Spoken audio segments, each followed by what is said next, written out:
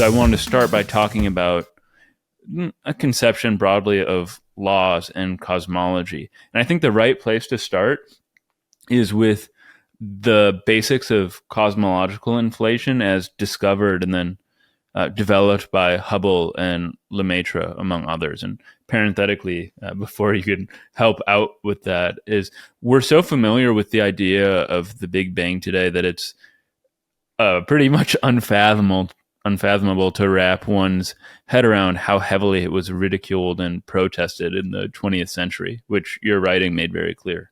Oh, yeah. So that's the story of the late 20s and the early 30s. Well, I think the way it went was as follows. To credit Einstein, it seems clear to me that he realized all too well, pretty much immediately when he discovered general relativity, that this could have major implications for cosmology, for our understanding of the universe as a whole. Then at that point, somehow he explored those implications, but somehow at that point, his prejudices kicked in and he began to search for basically an old Newtonian-like static eternal universe in his theory. And he found one by, in fact, slightly modifying his theory and including the famous dark energy component, the famous dark cosmological constant. Around that same time, the very first observations were rolling in, indicating that other galaxies other than the Milky Way, are moving away from us. Notably Vesto Slifer in Flagstaff, so near the Grand Canyon, was making those observations. I believe Einstein was probably not aware of those observations. So this is the late 1910s, 1917, 18, and so forth.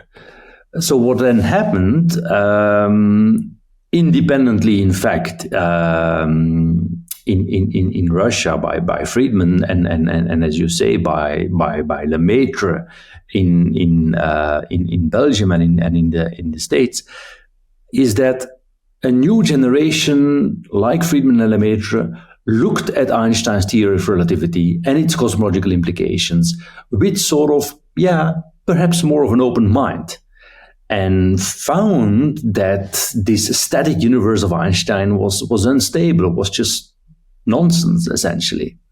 And they found that the theory essentially predicted that the universe should either expand or contract.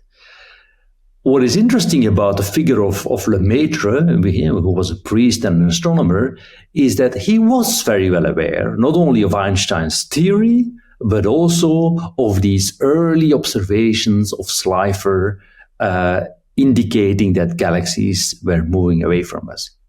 So Lemaitre was pursuing the cosmological implications not on a purely idealistic theoretical basis, but having in mind these observations, and of course in his first paper in which he posited the expansion of the universe, he immediately derives the consequence that we should then see, if the universe expands, we should see the other galaxies moving away from us.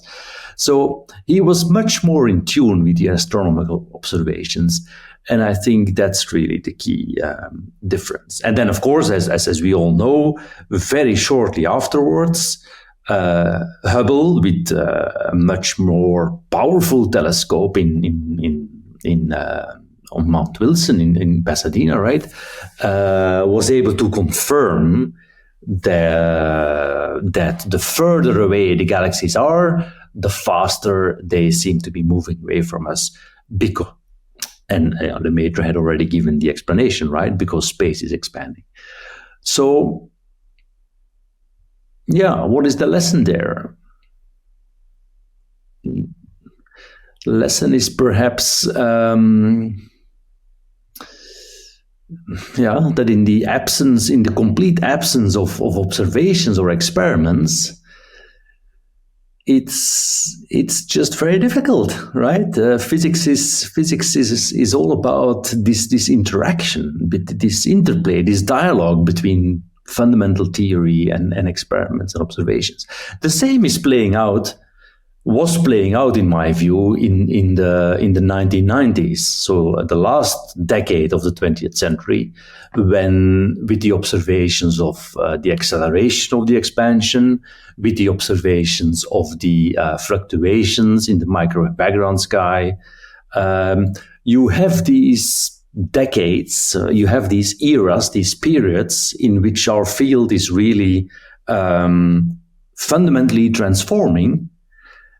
And often this is happening because in a close interaction between theoretical insights and new cosmological observations. We can only hope that we are gearing up for the next such phase.